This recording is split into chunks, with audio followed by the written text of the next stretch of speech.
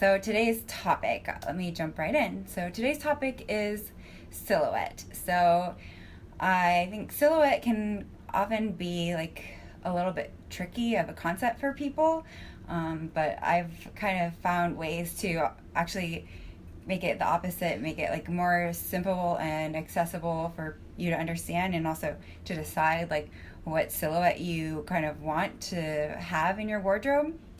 Um, so I I guess first I'll start by kind of defining what silhouette is. So basically, silhouette for fashion design, or I mean in general, is just the overall peripheral shape. If you take out everything in the middle and just make it completely blank, no colors, shadows, nothing, the overall arching shape around is the silhouette. So um, this works really interesting ways in fashion design, because it's essentially like plays a role and can be influenced in not only like the initial garments that you are wearing and the shape of the clothing that you're wearing, but also accessories and handbags and earrings or hats especially can actually really influence what the overall silhouette is, which can even make for some really unusual or experimental shapes. So for me, when I started practicing minimalism, silhouette kind of took a stronghold in that minimalist design, you're not focused so much on like attention to detail or the elaborate likeness of embellishments or even textures as much. You're focused on just the volume and the structure, and so it's just a totally different way of looking at things that I find really interesting. So here is the challenge for you for defining your personal style: is you actually want to try and pick one or two silhouettes that are going to be consistent throughout your wardrobe.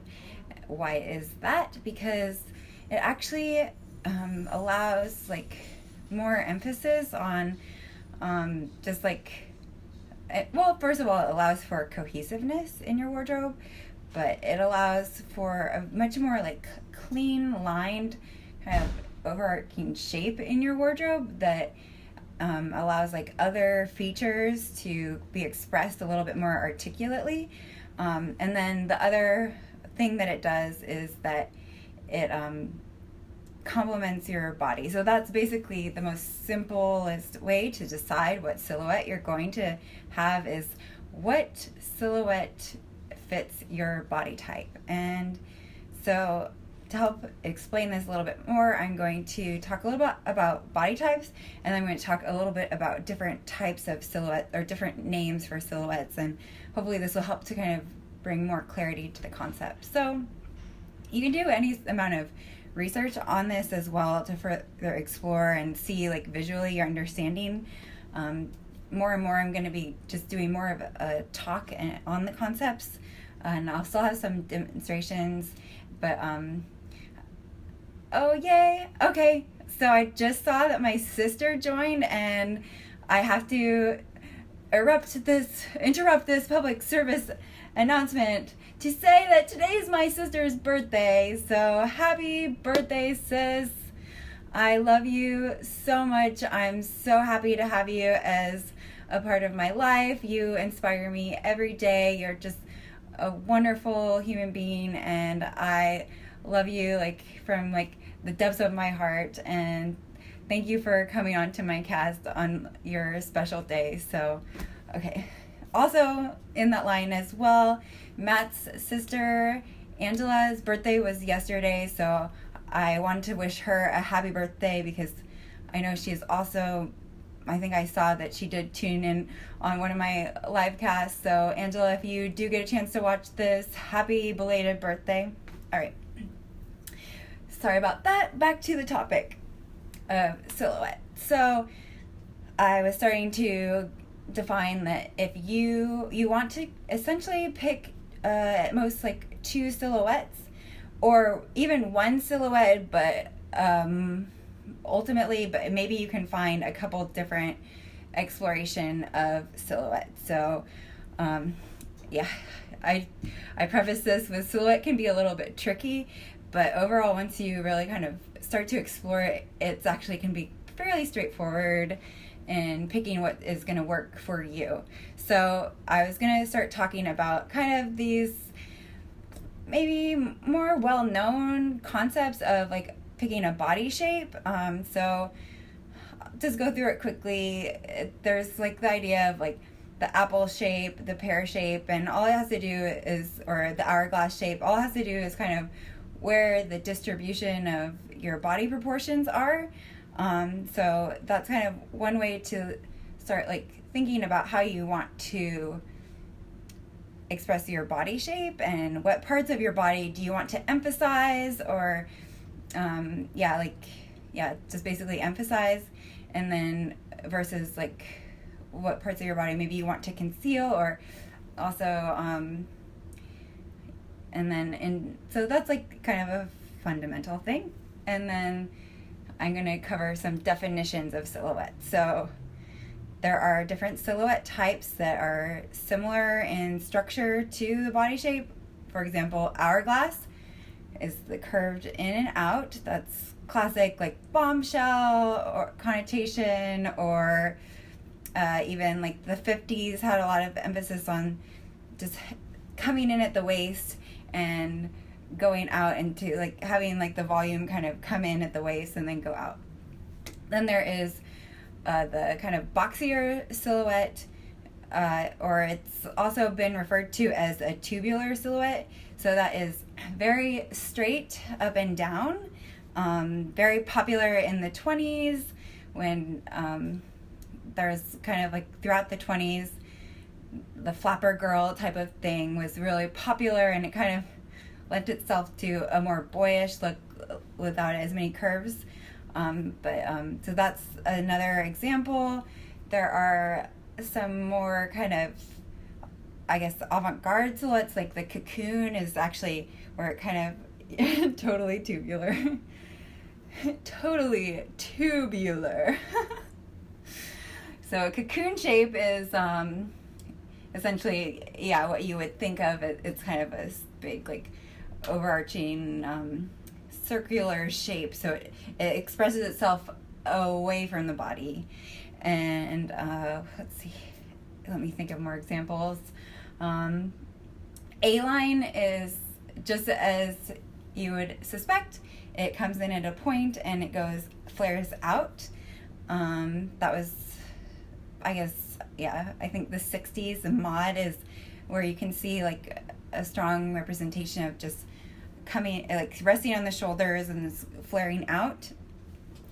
So those are some of like the main ones. And then that leads me into another topic of silhouette is, does it come into the body or does it push itself away from the body, and to what degree? So you can have now this day and age when spandex exists, like you can have a silhouette that just conforms to your body, in which case it just takes the form of what your body type is. Or you can have, which I've been experimenting with quite a lot in the past year, is oversized and volume, and then it starts to almost create a sculpture away from the body, where the body is not so much the expression, but the sculptural design of the clothing around it is the expression, which is just really fun. So in choosing a silhouette for your personal style, think about all of the shapes and types of silhouettes and what you feel comfortable in relationship to your body. So for example, and then kind of pick one, and then you can vary it based off of these concepts of fitted versus oversized. So for myself, I've essentially picked the hourglass silhouette. So even in the garments that I've made that have been voluminous and falling off the shoulders, and there is still and I can see this because I lay it out in flat patterning, but there's still kind of the shape in the pattern, like of like a curve in at the waistline and then volume in other parts. So it's really subtle to that degree, but it's still actually in my designs. I've kind of really honed in on this like very specific silhouette, and I think it's actually working for me because like I think it's just like I don't know, I figured out like kind of this point where it's just the right amount of like proportion of in, and just to me it feels like me, like it feels like I can connect to it the way my body shape is, but it still feels like kind of new and like still modern. So maybe that is the more abstract side of things, but I've been very excited about my recent silhouettes for my designs lately. So you'll get to see some of them. Actually, if you check out some of my recent photo shoots for Jumper, you can actually see like in the jumpsuit that I'm wearing, that's kind of example of where I feel like I finally hit the mark on what my silhouette is. So yeah, it's like a really like fun way to look at the world when you take out all of the details and you just look at the overarching shape. And then that is basically my next point of accessorizing, because anything that is apart from the body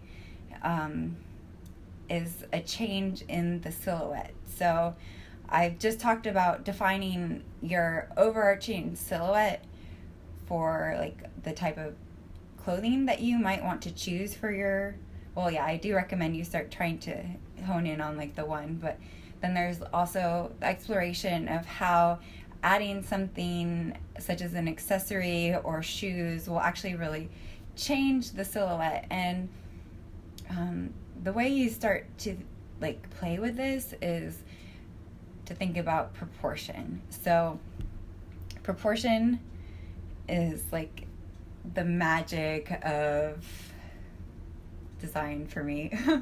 And I'll explain why. So this is actually a little bit of a separate topic, but it all relates to the silhouette in that it is a balance between the two. So the reason why I'm so excited about proportion is because there is a little bit of science to it, in that there are a few different traditions or like design rules or even like rules in nature that kind of start to outline like what is the perfect balance of proportion. I'll just share with you like briefly. There's the rule of like thirds. So you want to have incremental increases in the amount of space in terms of like a third of the space, and then you go up like another third. So there's that.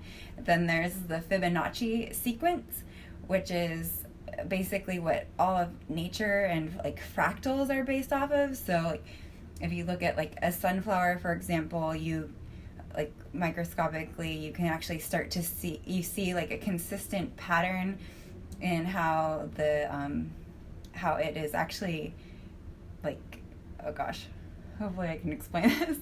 I mean, just okay, basically go research like fractals, research Fibonacci sequence in nature, because you actually see that there is a pattern in nature that has to do with its relationship to proportion.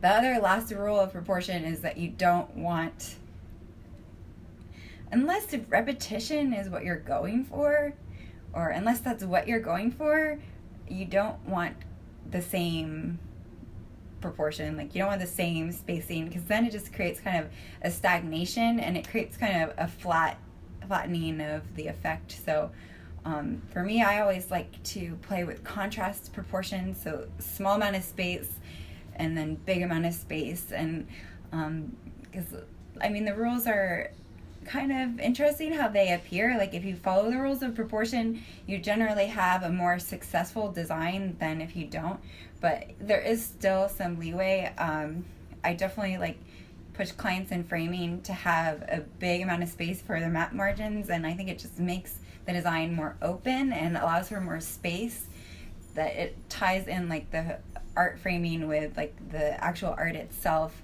and it just makes it look way more like composed and interesting and elegant. So which is also why I'm so obsessed with proportion, because I see it as like such a deal breaker, like for how a design works in art framing.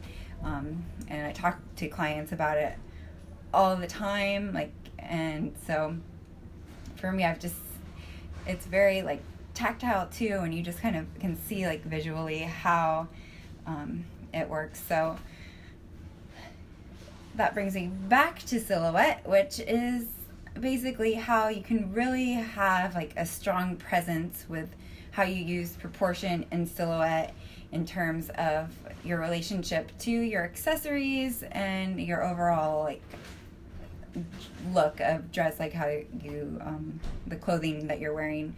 And so I encourage you to, and this is part of the start to how you can really push your personal style to be a little stronger, a little bit more intentional, and a little more fashion forward or directional, which is kind of the overall emphasis on my own personal way to approach personal style, is that you do have a really like an understanding of how proportion will work and how to like increase it or how to decrease it to really like change the overall mood. So at the simplest, I say just see how your look changes with like a small, like see how your look changes with how you like play around with your accessories essentially. So start with one kind of garment that you, or outfit look that you love, and then change the proportion of everything else that you put on and layer on top of it. So earrings, hats, try like a big hat with like a small clutch, or just pay attention to the shapes of even the individual garments themselves and look for the relationship of shape in coordinating a look. So look for the shape of your purse. Is it square? Is it rigid, geometric, or is it like soft and curved? And this, I must be 20 minutes into this. Yesterday, I couldn't talk about this time. Excuse me. So, yeah, so that is the other way to start exploring silhouette, is to just start looking at the shape of everything that you own and start to see the design in that, in just like, yeah, geometric versus curved.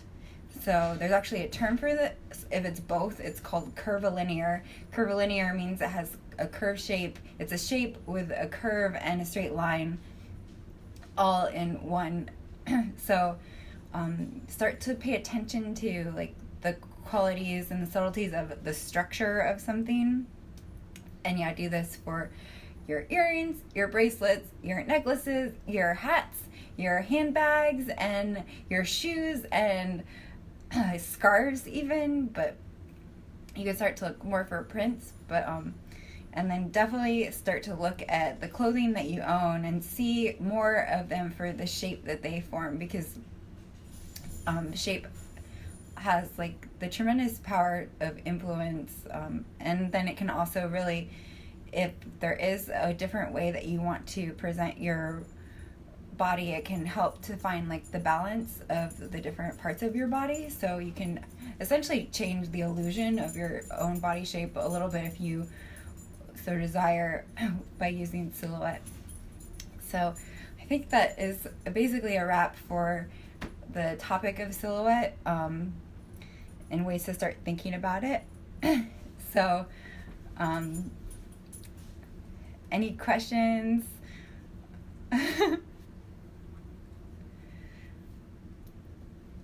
I think my announcements today are the same. Jumper is going to do its launch probably on Tuesday. Pay attention for that because it's going to be fun. We want everyone in is welcome to join us on basically our first launch. We're having some parties. We're having a lot of pop-up events we're having a pop-up event on Tuesday, actually. Just hit me up for information if you're in San Francisco, and those are all free to attend, and they're just super fun. If you've watched Britt and I in the past, you know that we're just kind of a couple of wild women that are having a lot of fun, but at the same time running a startup fashion brand. So it's definitely like a great like experience and learning new things every day.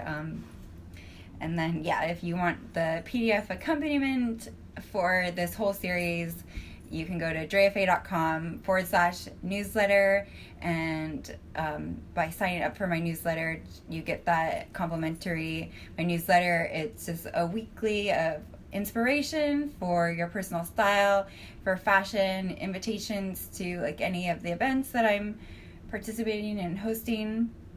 Nothing more than that, just once a week, and full of hopefully like inspirational content for you guys. All right, my voice is gone. So I will see you all tomorrow. The next topics are, I think, lifestyle, like defining the functionality of your lifestyle.